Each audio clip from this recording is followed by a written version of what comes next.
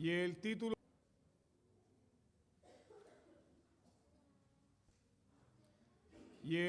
de este sermón, de acuerdo a todo lo que escuchamos también en el anuncio del perdón y la lectura antifonal, tiene que ver con prepararnos para algo muy importante. Prepárate para sufrir. Prepárate para sufrir. Así que leamos la palabra de Dios desde el verso 10 al 13, 2 Timoteo.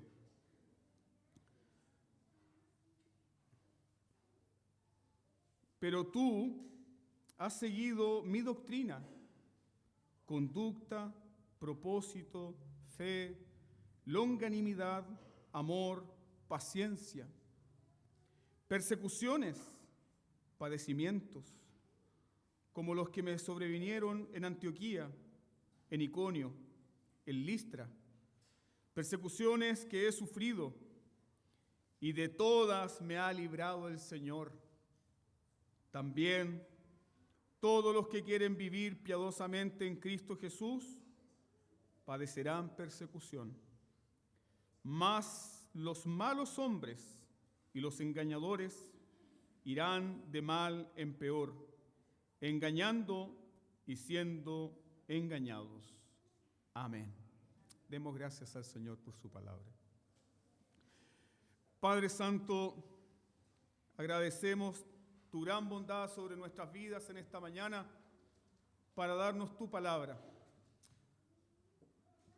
para fortalecernos, para limpiarnos, para animarnos, para prepararnos, Señor, aún en aquellos sufrimientos que como hijos tuyos tendremos que padecer. Te damos gracias, Señor, porque también para cada sufrimiento, cada aflicción, cada prueba, tú has preparado una gracia especial. Y por esa gracia especial, nosotros podemos decir que tus misericordias nunca han fallado ni fallarán, sino que son nuevas cada mañana. Y que por eso no hemos sido consumidos. Ahora, Señor, tu bendición sea sobre nosotros para atender tu palabra por medio de la administración de tu Santo Espíritu. Que tu Espíritu Santo ilumine nuestras vidas. Que tu Espíritu Santo, Señor, cautive nuestras mentes y nuestros corazones hacia tu palabra. En el nombre de Jesús lo pedimos. Amén. Pablo dice, porque todos los que quieren vivir piadosamente en Cristo Jesús padecerán persecución. Ese es un hecho. Eso va a suceder. Pero ¿quiénes padecerán persecución? Ahí está la condición. Solo los que quieren vivir piadosamente en Cristo Jesús. ¿Quiénes son los que viven piadosamente en Cristo Jesús? Solo los que Jesús ha salvado. Por lo tanto, se comprende que los que padecen persecución son los cristianos. Pablo ha enseñado que la iglesia no es un escondite del mal. ¿Por qué razón la iglesia no es un escondite del mal? Porque el mal de los últimos días también vendrá a la iglesia. Y vendrá a través de personas que, como dice Pablo en este capítulo 3, tienen apariencia de piedad, pero niegan la eficacia de ella. Es decir, tienen la forma de piedad, pero no tienen el poder de la piedad. No tienen el poder de la piedad para vivir una vida que agrada a Dios. Una vida que honra a Dios y su evangelio. Es decir, parecen cristianos, pero no tienen el poder de la vida cristiana. Y esa es la razón por la cual el cristiano padece. Esa es la razón por la cual el cristiano debe ser sometido a pruebas y sufrimientos. ¿Para qué? Para que su fe sea probada, para que su fe sea evidenciada como una fe genuina. Y así como la iglesia no puede ser un escondite del mal, tampoco, mis queridos hermanos, la iglesia puede ser un escape del sufrimiento. Aquellos que dicen, yo vengo a la iglesia para no sufrir más, déjeme decirle que está equivocado. Porque siendo cristianos, vamos a sufrir. Entonces, aquellas iglesias que tienen por título "Pare de sufrir", es una estafa, es una mentira. No hay iglesias "Pare de sufrir". El cristiano que ama a Dios, que sirve a Dios, que tiene su palabra, sufrirá. Incluso sufrirá por la fe, pero también sufrirá el caos y el mal de un mundo caído. Queridos hermanos, el sufrimiento es parte de nuestro mundo caído. Vivimos en un mundo caído y nosotros tenemos una naturaleza pecaminosa. Sufrimos en un mundo caído y sufrimos también por nuestra naturaleza caída. Sufrimos muchas veces por nuestro pecado, pero también hemos sufrido por el pecado de otros. ¿Sí? Sufrimos por nuestro pecado, sufrimos las consecuencias de nuestras rebeliones, sufrimos las consecuencias de ir en contra de la palabra de Dios, sufrimos por apartarnos del Señor, sufrimos por ir en contra del Evangelio, pero también sufrimos por el pecado de otros. Ese es nuestro mundo. Sufrimos por los ataques de Satanás. ¿Sí? Sufrimos por los ataques de Satanás y sufrimos también por un mundo que odia a Dios, su evangelio y su palabra. Es decir, no hay forma de escapar del sufrimiento. San Agustín dijo lo siguiente, dijo que Dios tuvo un solo hijo sin pecado, pero ningún hijo sin sufrimiento. Cristo sufrió y nosotros también tendremos que sufrir. Dios tuvo un solo hijo sin pecado, pero ninguno sin sufrimiento. ¿Eso qué quiere decir? Que de este mundo, queridos hermanos, no saldremos sin sufrir. Cuando el Señor te llame a su presencia, tenlo claro, no serás llamado sin sufrimiento. Vas a sufrir. Yo recuerdo muy bien las palabras de mi querida hermana Betty Galás, que se encuentra en la presencia del Señor. Estando en la UCI, yo la visito y llega ese momento para conversar las cosas que todo pastor tiene que preguntarle a un creyente. Y yo le pregunto, ¿hay algo que usted desee confesar? ¿Hay algún pecado oculto? ¿Hay algún resentimiento, algún dolor? ¿Existe en usted, querida hermana, algo que quisiera confesarme a mí para que oremos al Señor? Y ella me dice, con un temple de mujer cristiana, no, pastor, el Señor me perdonó, yo lo he perdonado a todos también. Y yo le digo, ¿está lista para partir?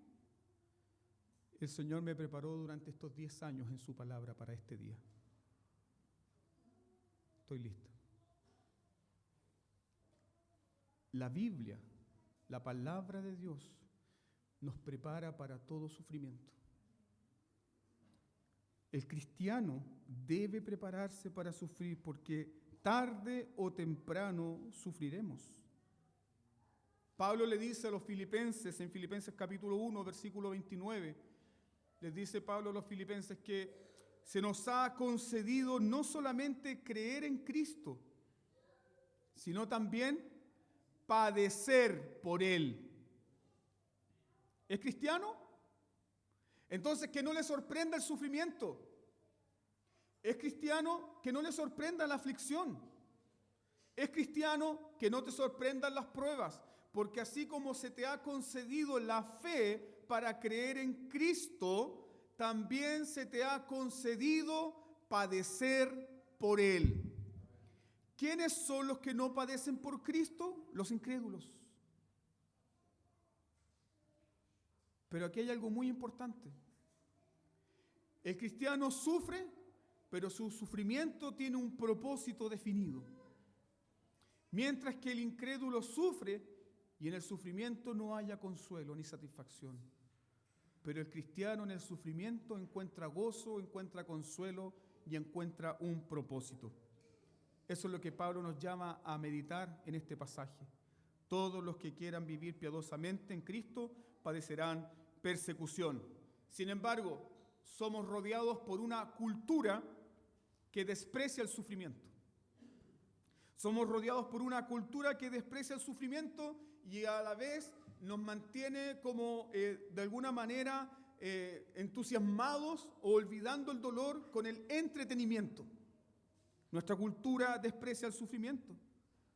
En nuestra cultura el sufrimiento se ve como interrupción de la felicidad. ¿A quién le gustan los hospitales? Bueno, salvo las personas que trabajan en el servicio de salud.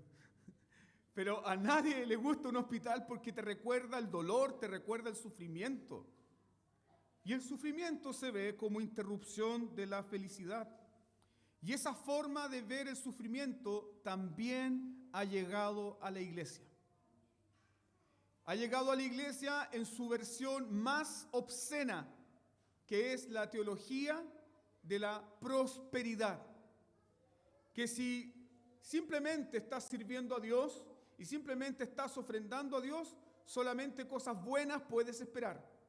Salud, riqueza, bienestar, prosperidad, todo absolutamente garantizado. Incluso las alabanzas que se cantan en ese tipo de congregaciones tienen que ver con estar prosperado y estar en victoria. Tomo el arco de bronce, puedo escalar el monte, puedo reclamar lo que es mío, puedo arrebatarle al diablo lo que me quitó y así. Pero en ningún momento se va a cantar acerca de el dolor, el sufrimiento, la aflicción. Porque no existe en su teología el sufrimiento. Pero así como esa versión obscena de teología de la prosperidad ha llegado a la iglesia, también hay, y este es mi deseo enfatizar este punto, también en las iglesias conservadoras, también en muchas iglesias conservadoras ha aparecido una versión más sofisticada de la teología de la prosperidad. Es decir, a través de una ortodoxia, la doctrina correcta, pero una doctrina que no enfatiza la cruz. Se ha perdido por completo. Es decir, hay buena doctrina, hay buena enseñanza, hay Biblia, pero ¿qué se evita hablar? La cruz. Ha desaparecido la cruz. Ha desaparecido el negarte a ti mismo. Ha desaparecido el sufrir por la causa de Cristo. Entonces esa versión más sofisticada de teología prosperidad, versión 2.0 para una iglesia, entre comillas, que puede ser una iglesia reformada, sería una ortodoxia sin cruz. ¿Qué enseña esa ortodoxia sin cruz? Lo siguiente, que si usted tiene el conocimiento correcto, si usted tiene la doctrina correcta, si usted está en un culto correcto, usted no va a sufrir. ¡Falso! Vas a sufrir. Vas a sufrir. El conocimiento correcto de la doctrina, la teología correcta, la predicación correcta, el conocimiento teológico no elimina ni hace desaparecer el sufrimiento. ¿Qué hace? Da sentido a nuestro sufrimiento. La doctrina correcta, el conocimiento correcto de la palabra, el conocimiento correcto de la adoración a Dios, no eliminan el sufrimiento, no eliminan una semana de sufrimiento, no eliminan las pruebas, no eliminan las aflicciones. ¿Qué hacen? Nos preparan y nos dan sentido para enfrentar el sufrimiento para la gloria de Dios. Por lo tanto, tu mayor necesidad, amado hermano, es una teología correcta ¿de qué? Del sufrimiento. Esa es tu mayor necesidad. Si hay algo que los pastores deben invertir tiempo, es preparar también a su gente porque van a sufrir. Todos vamos a sufrir. Y eso fue lo que Timoteo aprendió del propio apóstol Pablo. Cuando Pablo le dice a Timoteo, tú has seguido mi doctrina. Tú, Timoteo, has seguido mi doctrina. La palabra ahí, seguido, en el griego da esta idea de que Timoteo vio fijamente y contempló fijamente la enseñanza de Pablo, no solamente en palabras, sino también en su propia vida. Por lo tanto, Pablo le dice a Timoteo: Timoteo, tú eres testigo de cómo he servido a Cristo. Timoteo, tú eres testigo de mis sufrimientos. Timoteo, tú eres testigo de mis persecuciones. Timoteo, tú eres testigo de la oposición que yo he sufrido por predicar el Evangelio. Por lo tanto, Timoteo, no te dejes intimidar por el sufrimiento y la persecución. Más bien, Timoteo, reflexiona, medita. Timoteo, medita y reflexiona. ¿Cuál es el propósito del sufrimiento? ¿Por qué sufrimos? Reflexiona, Timoteo. Timoteo entonces debe reflexionar y profundizar en las razones por las cuales Pablo enfrentó el sufrimiento. Con perseverancia, con fe, con paciencia. Tú, Timoteo, has seguido mi doctrina. Y aquí nosotros podemos hacer un breve repaso de lo que Pablo ha enseñado ya en esta carta. Miren, por favor, el capítulo 1 de 2 Timoteo, versículos 11 y 12. ¿Qué es lo que Pablo enseña como fundamento del sufrimiento o de sus sufrimientos? 2 Timoteo, capítulo 1, versículos 11 y 12, dice así: por esto mismo fui constituido predicador, apóstol y maestro de los gentiles, por lo cual asimismo padezco esto, pero no me avergüenzo, porque yo sé a quién he creído. ¿Qué está diciendo Pablo? No estoy sufriendo porque estoy predicando el mensaje equivocado. No estoy sufriendo porque yo simplemente un día me levanté con la locura de ser pastor, apóstol y predicador a las naciones. Estoy sufriendo porque este es el propósito de Dios. Estoy sufriendo porque este es el mensaje más glorioso que pone a temblar el mundo. Y mientras predique este evangelio, tendré oposición. Luego en el capítulo 2, versículo 3, Pablo le dice también a Timoteo: sufre penalidades como buen soldado de Jesucristo. Todo cristiano no es un enfermo en una enfermería, no es alguien que está agonizando en una enfermería. Todo cristiano es un soldado de Cristo.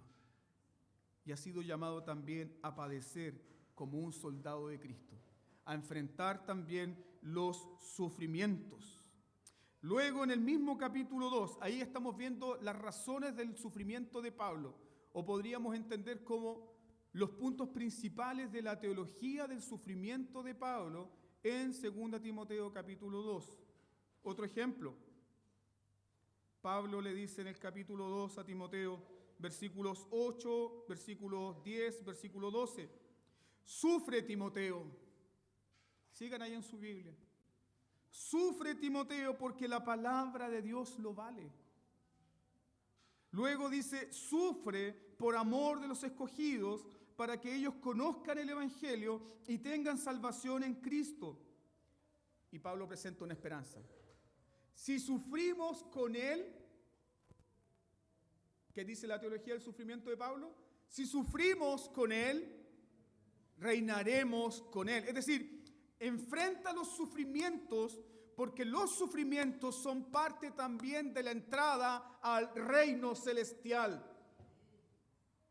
Sufre, pero sufre con entendimiento. No sufras como los necios, sufre con entendimiento, porque tus sufrimientos son con un propósito, la gloria de Dios. Timoteo necesitaba entonces esta correcta teología del sufrimiento y Pablo se la entregó. Pero Pablo no solamente se la entregó en palabras. Charles Spurgeon decía que las mejores lecciones de teología o de la doctrina, nosotros no las vamos a aprender en un salón de clases. ¿Sabe dónde las vamos a aprender? En el horno de fuego donde Dios nos hace pasar. Ahí aprendemos que Dios es misericordioso en la aflicción. Ahí aprendemos que Dios nos fortalece. Ahí aprendemos a confiar en el Señor. ¿Dónde? en la prueba, en la aflicción, en el sufrimiento, cuando enfrentamos la oscuridad de nuestro propio corazón. Ahí aprendemos. Y Pablo dio esta correcta teología a Timoteo, no solamente en palabras, sino que también recordó 3 hechos puntuales de los sufrimientos de Pablo. Eso es lo que Pablo desarrolla en estos versículos. No solo en palabras, sino también en sufrimientos puntuales. Ahí estamos en el versículo 11. Entonces Pablo comienza a recordarle a Timoteo, número 1, ¿te acuerdas, Timoteo, cuando me expulsaron en Antioquía de Pisidia? Hechos 13:50. Cuando me expulsaron por predicar, eso está diciendo Pablo. Luego Pablo recuerda lo siguiente: recuerden cuando fui en Iconio intentado de asesinato por linchamiento. Hechos 14:5. En Listra lo apedrearon. Hechos 14:19. ¿Y quién recuerda la historia? ¿Qué pasó con él? Lo llevaron y lo arrastraron fuera de la ciudad y lo dejaron botado como un bulto fuera de la ciudad porque pensaron que el apóstol se murió. Pero habían buenos hermanos. ¿Y qué hicieron estos buenos hermanos? Rodearon a Pablo. Yo sin duda creo que le dieron la unción por fe. Rodearon a Pablo, comenzaron a orar por Pablo. ¿Y qué pasó? El Señor levantó a Pablo. Y aquí viene lo tremendo. ¿Qué hizo Pablo una vez que se levantó después de esa apedreada que le dieron? ¿Qué hizo Pablo?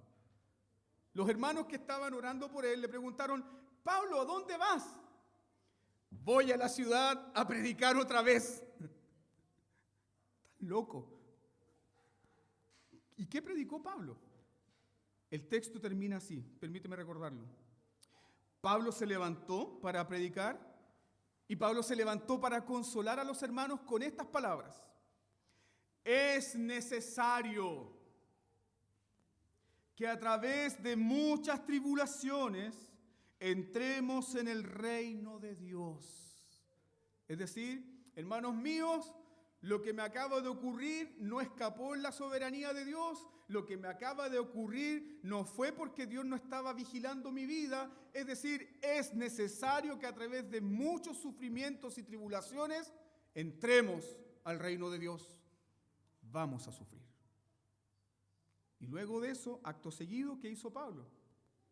Hechos capítulo 14, al final, dice que constituyeron ancianos. ¿Te has puesto a pensar en esto? ¿Que el sufrimiento siempre trae fruto? Si sufrimos por Cristo, veremos los frutos de nuestro sufrimiento. El sufrimiento de Pablo trajo también que otros creyeron en el mensaje del Evangelio. Y estas personas sin duda pensaron: si este hombre está dispuesto a dar su vida, si este hombre está dispuesto a seguir predicando después que lo han apedreado, quiere decir que el mensaje que él predica es real. Es el mensaje más poderoso de todos los tiempos. ¿Qué hizo Pablo? Enseñó, constituyeron ancianos en cada iglesia y habiendo orado con los suyos, los encomendaron al Señor en quien habían creído. Todas estas cosas ocurrieron en la región donde Timoteo había nacido. Timoteo era natural de esta región. Y Pablo le está recordando a Timoteo estos hechos. No solo palabras del sufrimiento, sino también hechos concretos por los cuales el apóstol padeció. Vamos a sufrir por Cristo. Pero, paradójicamente, cristianos que no tienen una teología del sufrimiento sufren más. Muchos cristianos sufren por no tener una correcta teología del sufrimiento. Cristianos que no tienen una correcta teología del sufrimiento sufren más porque piensan que Dios tal vez me está castigando por algún pecado y por eso estoy sufriendo esto. O muchas veces, como se les dice a los hermanos: algo hiciste y por esto ha venido tu mal sobre tu vida. Algo hiciste. Dios te está castigando. No, hermanos míos, muchas veces sufrimos por el simple y poderoso hecho de que Dios te llama a sufrir para su gloria. Cuando tú examinas tu conciencia, Cuando tú examinas tu vida y sabes que estás caminando delante de Dios, sabes que no andas con pecado oculto, sabes que no tienes una rebelión consciente, pero estás sufriendo, debes conocer y entender que estás sufriendo porque has sido llamado a sufrir para la gloria de Dios. ¿Y cuál va a ser el consuelo del cristiano? Que en medio de ese sufrimiento experimentará el poder de Dios. Job dijo: he sido puesto en horno para ser refinado como oro, pero cuando salga del horno saldré más limpio. ¿Qué sabía Job? Dios lo puso en el horno. ¿Qué sabía? Que ese horno era para purificarlo. ¿Qué sabía? Que la prueba no era para siempre. Tal cual como Jesucristo le dijo a la iglesia en Esmirna: he aquí, el diablo meterá a algunos de vosotros en la cárcel. ¿Por cuánto tiempo? 10 días. Las aflicciones y los sufrimientos tienen principio y tienen fin, porque Dios es aquel que lo determina para nuestras vidas. Él es el Señor soberano. El sufrimiento, hermano mío, no te va a destruir. No va a destruir tu vida. Simplemente va a destruir las muletas en las que tú confías. Las va a hacer pedazos para que confíes solamente en Dios. Entonces, proveer un conocimiento correcto del sufrimiento y preparar a los santos para el sufrimiento es la tarea fundamental de los pastores. Pero hay algo más. ¿Cuál es la razón por la cual entre los requisitos para los ancianos de la iglesia se establece que los ancianos deben ser sufridos? ¿Se la había olvidado? ¿Los ancianos también deben ser sufridos? Es decir, que la iglesia pueda ver en los ancianos lo que Timoteo vio en ¿quién? En Pablo. Que la iglesia pueda ver en los ancianos lo que Timoteo vio en Pablo. ¿Qué fue lo que Timoteo vio en Pablo? La perseverancia en medio de los sufrimientos. La fe en medio de los sufrimientos, la paciencia en medio de las aflicciones, el amor en medio del sufrimiento. Ese es el testimonio más grande que pueden entregar los ancianos de la iglesia a la iglesia. Que cuando pase el tiempo, las personas más jóvenes puedan decir: ese anciano sirvió y murió con las botas puestas. A pesar de los sufrimientos, a pesar de las aflicciones, a pesar del dolor. Hermanos míos, esa es la escuela que el Señor nos ha dado a nosotros en la iglesia. Por eso debemos regocijarnos cuando vemos a un hermano ya que está entrando en la ancianidad y que ese hermano ha perseverado a través de aflicciones, sufrimientos, pruebas. ¿Por qué? Porque podemos ver en la vida de ese hombre y de esa mujer la fidelidad de Dios, el amor de Dios. Esa es la escuela que el Señor nos tiene. Y esa es la teología que nosotros debemos considerar. Entonces, Timoteo vio en Pablo la fe, la paciencia, el amor y la perseverancia. No la aprendió de manual Timoteo. No la aprendió solamente en letras. Lo aprendió Timoteo viendo ¿a quién? Viendo a Pablo. Timoteo aprendió que la fe no solamente es confianza en Cristo. Timoteo aprendió que la fe también es fidelidad. ¿Dónde vio esa fidelidad? En los servicios de Pablo, a pesar del sufrimiento. Timoteo también aprendió que la paciencia no es simplemente ser tolerante y amable.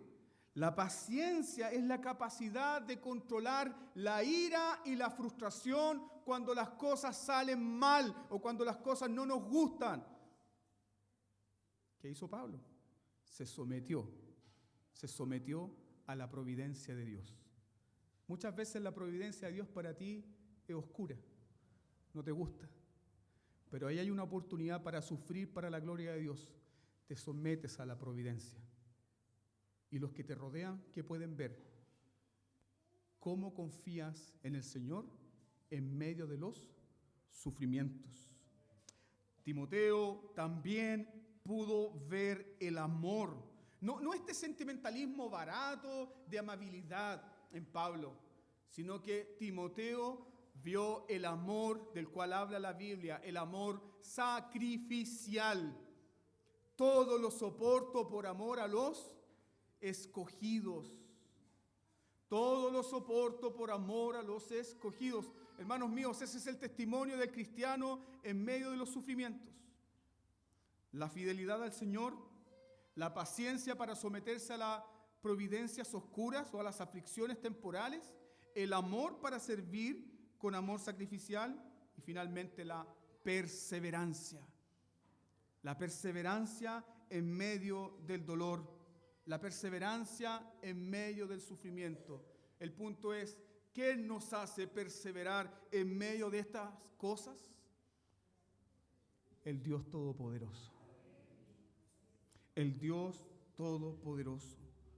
Porque la perseverancia implica hacer frente a las dificultades, como el atleta enfrenta una dura carrera, como el atleta que soporta el dolor y la oposición con valentía. Y ahora Pablo, en esta correcta enseñanza de la teología del sufrimiento, Pablo nos dice de dónde viene la capacidad para soportar. ¿De dónde viene la capacidad para soportar el sufrimiento, las aflicciones, el dolor? ¿De dónde viene? Mira por favor tu Biblia, por favor.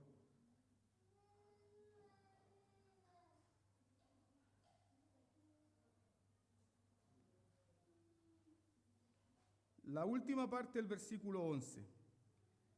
Pablo responde esta pregunta. ¿De dónde viene el poder para soportar las aflicciones? ¿Cómo se responde esta pregunta? Pablo dice, de todas me ha librado el Señor. De todas me ha librado el Señor. Mantenerse firme en medio de las aflicciones, déjenme poner este ejemplo, es como tratar de mantener una vela encendida en medio de un huracán. ¿Se puede o no? Los que experimentamos los vientos huracanados, ¿se puede mantener una vela encendida en medio de vientos de 120 kilómetros por hora? Tratar de mantenerse firme y perseverar en las pruebas es como eso, sin la ayuda del Señor. No se puede. Sin embargo, Pablo dice, de todas ellas me ha librado el Señor.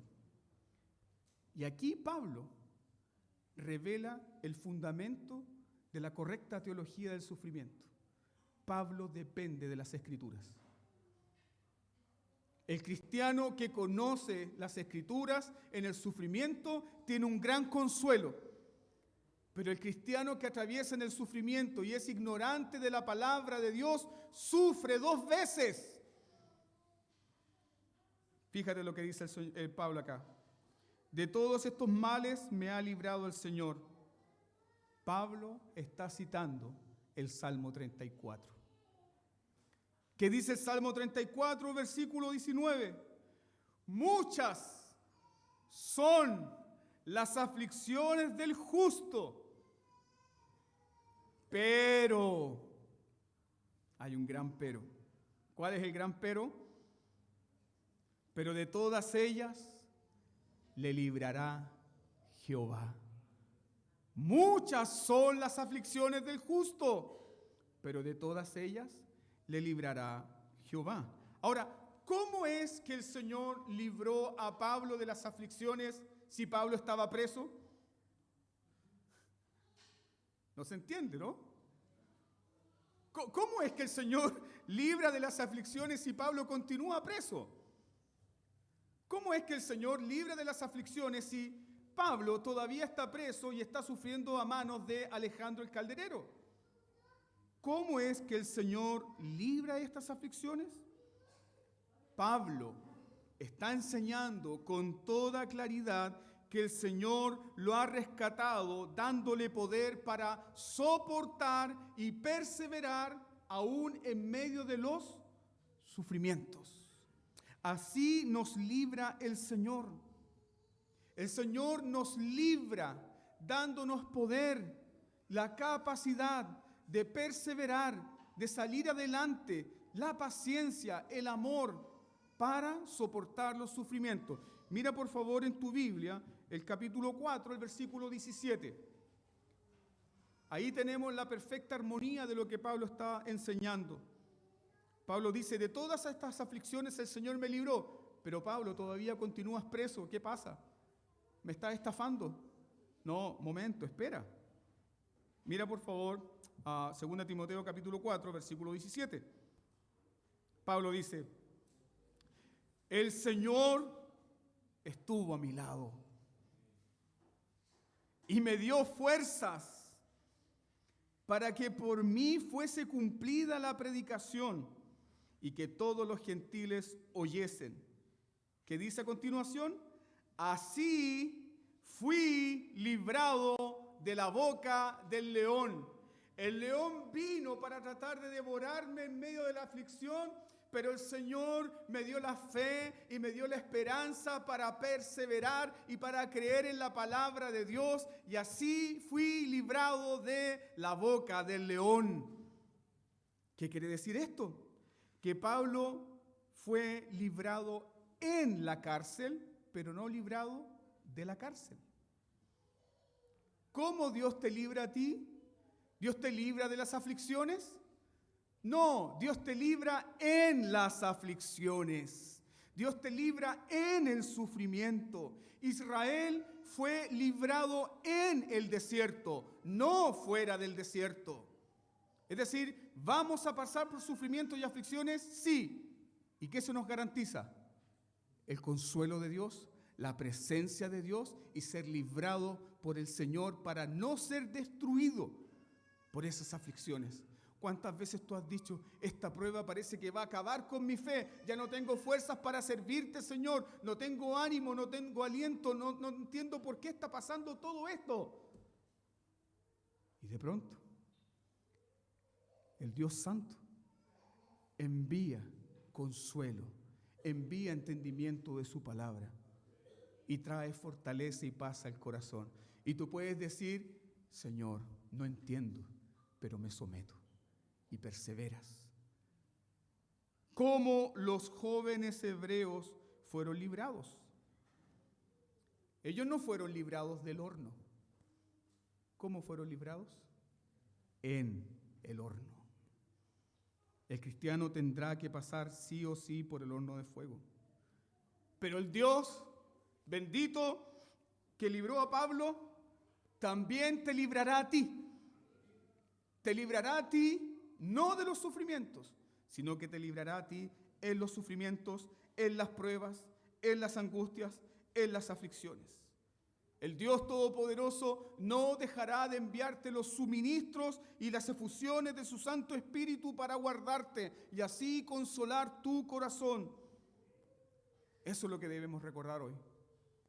Y recordar la palabra de Dios que nos dice, todo aquel que quiera vivir piadosamente para Dios va a sufrir entonces persecución. ¿Por qué? Porque la verdadera fe de los escogidos de Dios, que es el conocimiento de Dios según la piedad, ¿hacia dónde conduce? Según la lógica de Dios, la verdadera fe, que es según la piedad, no una piedad fingida, no una apariencia de piedad, la verdadera fe conduce a la persecución. La verdadera fe siempre conduce a la persecución. La verdadera piedad siempre conduce a la persecución. Medite esto, por favor, porque Satanás, el mundo y todos los enemigos del Evangelio no van a perseguir a un falso creyente, pero sí perseguirán al piadoso. Sí tratarán de burlarse y destruir la fe del verdadero creyente. ¿Por qué? Porque la verdadera fe conduce a la piedad. Y la piedad nos lleva ¿hacia dónde? Hacia el sufrimiento. No van a perseguir una apariencia de piedad. El mundo no persigue una apariencia de piedad. ¿Sabe por qué? Jesús dijo que el mundo ama ¿qué cosa? ¿Qué ama el mundo? El mundo ama lo suyo. Y el mundo protege lo suyo. Por esa razón, falsos creyentes no son perseguidos. El creyente genuino entonces, tarde o temprano, va a sufrir persecución por el Evangelio. Pero quien tiene apariencia de piedad no sufrirá, porque tiene un Evangelio, escúchelo bien, sin cruz. Y si hay algo que el mundo odia, es la cruz de Cristo. ¿Por qué el mundo odia la cruz de Cristo? Porque la cruz de Cristo le dice al yo, hasta aquí nomás llegaste, muerto. Y si me quieres seguir y quieres ser mi discípulo, ¿qué debes hacer? Toma tu cruz. Niégate a ti mismo y luego sígueme. Porque el que quiera guardar su vida para sí la perderá, pero el que pierda su vida por causa de mí, éste la hallará. ¿Por qué vamos a sufrir? Porque la vida piadosa, amados hermanos, trae enemistad con el mundo. La vida piadosa trae enemistad con el mundo. Pablo dice en 2 Corintios 6, ¿qué compañerismo tiene la justicia con la injusticia? ¿Qué comunión tiene la luz con las tinieblas? ¿Qué concordia tiene Cristo con Belial? ¿O qué parte el creyente con el incrédulo? Vamos a sufrir como cristianos porque la vida piadosa no trae reconocimiento del mundo. El mundo no te va a reconocer nada. No esperes que el mundo te reconozca. No esperes que familiares mundanos reconozcan en ti algo. El mundo no va a reconocer. El mundo ama lo suyo. Pero ¿qué nos dice el Señor Jesucristo? Mateo 5, 10 y 11. Bienaventurados, felices los que padecen persecución por causa de la justicia, porque de ellos es el reino de los cielos. Felices son cuando por mi causa os calumnien, vituperen y persigan, y digan toda clase de mal contra vosotros, mintiendo.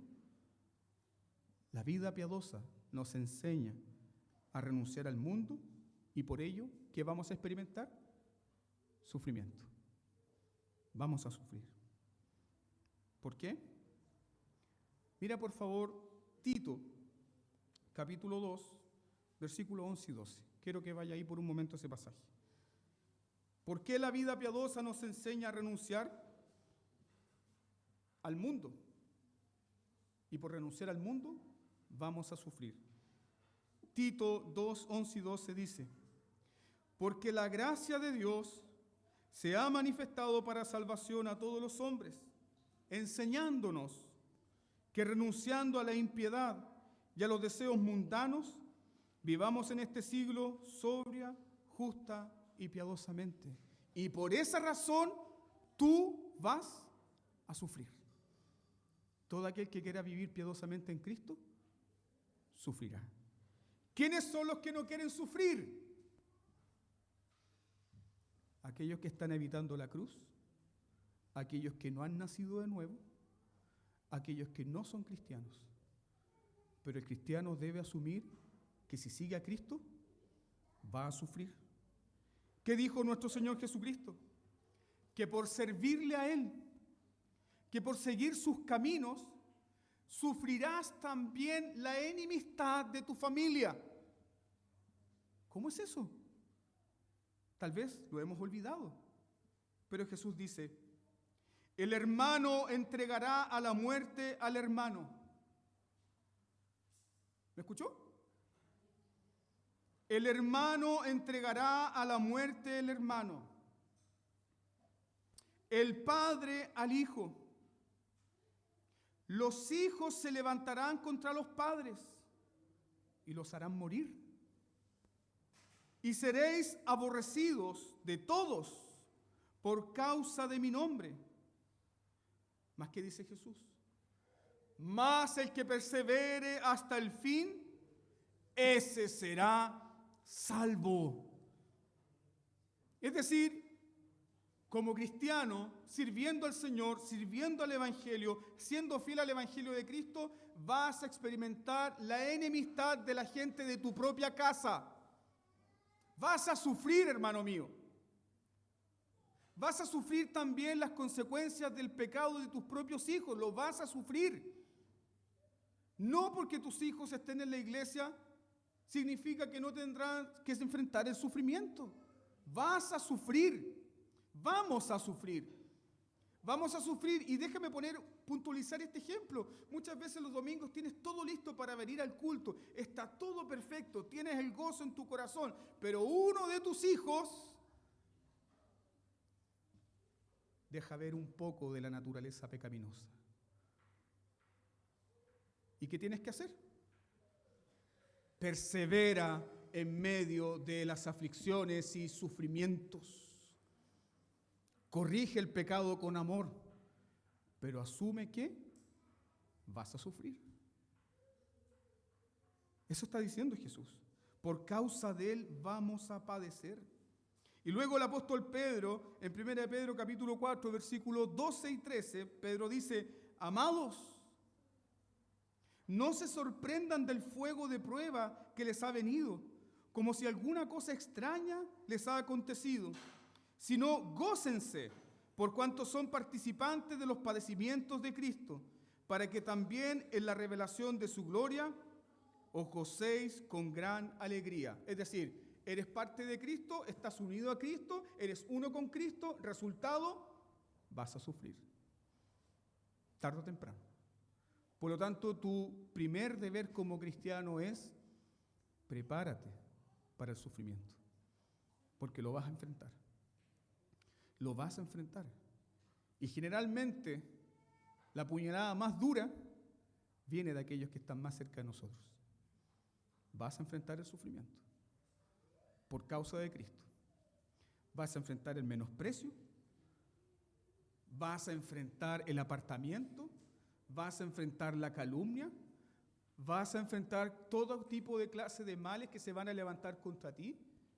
¿Por causa de quién? Por causa de Cristo. Más que nos dice este comentarista bíblico, William Barclay. Permíteme compartir este pensamiento de él. Dice algo muy hermoso. Dice: es mejor sufrir con Dios y la verdad que prosperar con los hombres y la mentira, porque la persecución es temporal, pero la gloria final de los fieles es para siempre. La persecución dura un poco. Que te dejen de hablar, que te ignoren, ¿cuánto va a durar? Pero la gloria de Dios es para siempre. Finalizamos con este punto. El sufrimiento son las cicatrices de nuestra lealtad a Cristo. Pablo dice: ya nadie más me moleste, porque yo llevo las marcas de Cristo. El sufrimiento son las cicatrices de nuestra lealtad a Cristo. Y la persecución es la copa que todo creyente tarde o temprano tendrá que beber. Los santos finalmente sufren para que el mundo pueda ver lo siguiente: que ninguno de los hijos de Dios sirve a Dios por interés. Por eso sufrimos. ¿Por qué sufrimos? No por interés. ¿Por qué perseveramos en los sufrimientos? Porque Dios nos ama. Porque hemos comprobado su amor. Esa es la razón por la cual Dios llama a sus hijos a sufrir y permite el sufrimiento. Satanás dijo que la piedad de Job era por interés. ¿Ya recuerdan Job capítulo 1? Satanás le dice a Dios: ¿acaso teme Job a Dios de balde? ¿No le has cercado alrededor de él? Tú has bendecido la obra de sus manos, pero extiende ahora tu mano y toca todo lo que tiene, y él va a maldecir en tu propia cara. Job fue llamado a sufrir para la gloria de Dios. Job fue llamado a sufrir como un ejemplo de ¿qué? De que ese hombre no estaba sirviendo a Dios por interés. ¿Y qué dijo Dios? Quítale todo lo que tiene, mas no tocará su alma. ¿Y qué ocurrió con el santo Job? Job fue entregado en las manos de Satanás. Job fue llamado a sufrir para la gloria de Dios. Así también como el cristiano es llamado a sufrir para la gloria de Dios, para mostrarle a un mundo que sirve a Dios, no por interés. Entonces, en medio de la aflicción, el alma de Job fue preservada. ¿Y qué dijo este hombre? Jehová dio, Jehová quitó. Sea el nombre de Jehová bendito. Y en medio de la aflicción, este hombre también dijo lo siguiente: yo no entiendo todo, no entiendo lo que estoy pasando, no entiendo el sufrimiento, pero sí sé algo: que aunque Él me matare, en Él esperaré. Esa es la correcta teología del sufrimiento. Muchas veces cuando te encuentres en estos casos donde has examinado tu vida y sabes que no hay un pecado oculto, sabes que no hay una rebelión consciente contra Dios, sabes que no te has apartado del Señor y no encuentras sentido el sufrimiento que llevas, debes recordar que eres hijo de Dios y que eres llamado a sufrir para la gloria de Dios. Y que aún en medio de ese sufrimiento, Dios te preservará. Dios te guardará. Todos los que quieran vivir piadosamente en Cristo Jesús, prepárense, porque sufrirán. Preparémonos entonces, hermanos. Guardemos la palabra de Dios en nuestros corazones. Y te invito a doblar tus rodillas y pedirle al Señor entonces que si estamos en prueba o aflicción, experimentemos también el consuelo de ser librados en la prueba. Dios nos bendiga.